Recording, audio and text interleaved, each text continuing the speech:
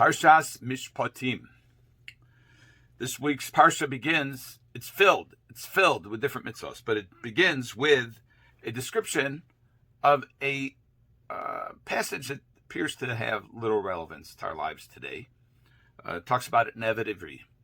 Eved Ivri is what you might call, commonly translated as a Jewish slave, but an Eved Ivri is not chattel, can't be owned. His services can be bought. And it's probably more accurate to refer to him as, by the term indentured servant. An indenture is an agreement. So an indentured servant would be a servant by agreement. There are two ways that a Jewish person becomes an Eved, and that is either as a result of his poverty, he decides he can't make it without doing something unusual, and that something unusual is he sells himself, that is his services, to another person, to a family. He has to be treated well, etc. And his term of service is 6 years, or until Yovel, the Jubilee year, comes, which is once every 50 years. So if that interrupts his 6 years, then he leaves at that point. Now, there's another way. So that's somebody who's is generally poor. Then there's another way, which is if somebody steals something and he doesn't have the money to pay back the amount that he stole, restitution. So Beis, the court will sell him.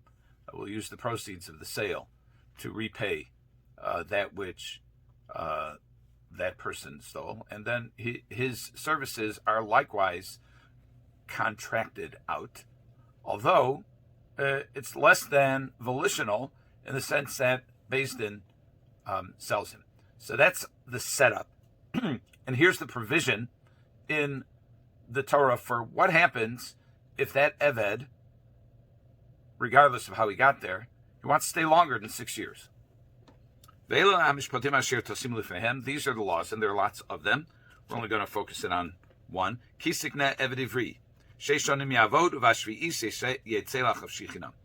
So, if you acquire an Eved, and probably more accurate to say you acquire the services of an Eved, so he works for 6 years, and then he goes free in the seventh.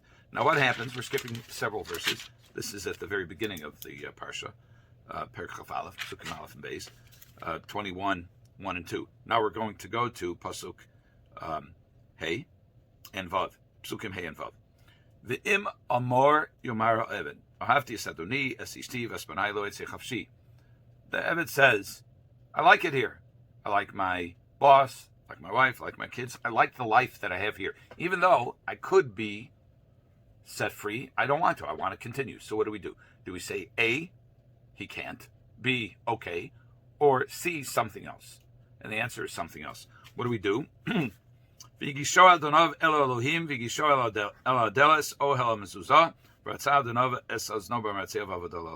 So then his boss takes him to the Beis, and he takes him to the doorway, the doorpost, and pierces his ear, not over here, against the doorpost with an awl, A-W-L, and he continues his service indefinitely, la'olam. Now, Chazal point out that la'olam means until the Yovel. So if he doesn't go at the end of the 6 years of service, and he decides to continue, then he continues until the Yovel. So now the question is, what's this business with the ear? Why the ear? Why does the ear get pierced if this fellow wants to stick around? So Rashi raises the question, and he says, Uma ra'a ozen lehirotza mikol shar evarim shebaguf. What is it about the ear? Why is the ear the one that's pierced more than any other part of the body? What is it about the ear? Amar Rabbi Yochanan ben Zakkai. Rabbi Yochanan ben Zakkai says, this is quoted in the Mechilta and also in the Gemara in Kiddushin. Ozen zos sheshama al har Sinai lo signov. This ear that heard on Mount Sinai, do not steal. V'holach v'gonav, and he went and stole. He meaning not the ear, but the person to whom the ear belongs. Terotza, so that ear should get pierced. Vim, that's talking about somebody who stole. V'im mocher atzmo, and if he sells himself, ozen sheshoma'ah al har Sinai, the ear that heard on Mount Sinai, ki li b'nei Yisrael avodim, the children of Israel are servants to me. V'holach v'kono adon latzmo terotza, and he went and he acquired a different boss for himself. So it should be pierced. Rav Schwab, in his Sefer, in his book Maayan Beis Hashoeva, asks a couple of questions. First of all, about the person who sells himself. Halach u gonav, he stole, halach v'gonav, and then he sold. So because he stole, the ear heard, don't steal. And he stole, so it gets pierced. Why do it now? Why not do it when he stole? This timing is a little unusual. And when the same question, a similar question applies to the second rationale, which is the ear that heard that the Bnei Yisrael are my servants, and he went and he acquired a servant for himself, a boss for himself. But that's not now. That was then, when he sold himself. What is going on? Why does he get his ear pierced only after 6 years? Rav Schwab then asks another question. The verse that is cited, Lo Signov, which comes from the Aseret Dibros, 10 Commandments, in Parshas Yisro, that's in Perek Chaf, Pasuk Yud Beis, Yud Gimel, Lo Sirtzach, Lo Sinov, Lo Signov. Do not murder, do not commit adultery, do not steal. So Rashi says, Lo Signov, Begonev Nefashos HaKosu B'daber. This do not steal that's in the 10 Commandments is not talking about ordinary theft, what we might call a misdemeanor. It's talking about Lo Signov, a capital crime. What kind of capital crime is theft? It's stealing a human being, meaning kidnapping, stealing someone, abducting someone, and selling them or holding them for sale is a capital crime, just like murder, just like in the Torah is adultery. So there are other verses, Lo Signovu, elsewhere in the Torah, that refer to stealing property. This is talking about stealing an individual.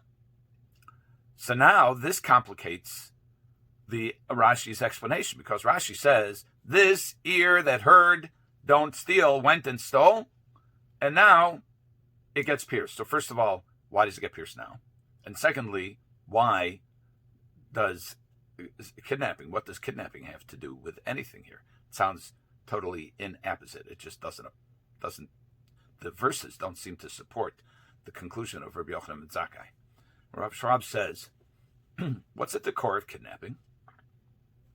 The core of kidnapping is removing a person's ability, his freedom, removing his ability to act independently and to make his own independent decisions. But rather he's kafuf, he's bound, perhaps literally and certainly figuratively, he's restrained, and then he's sold. Rav Schwab says, a person who's kidnapped is stolen ultimately from Hashem. What does that mean?